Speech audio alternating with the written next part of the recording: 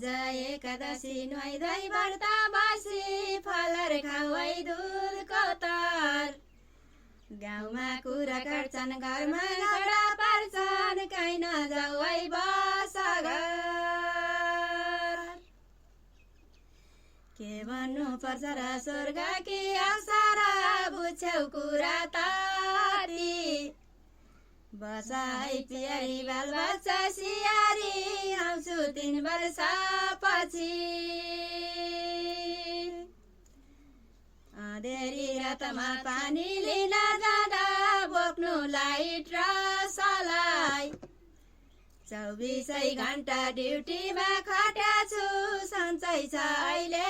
मलाई बादलको घेरो चिन्ता नल्याउ मेरो बसेको छु रमार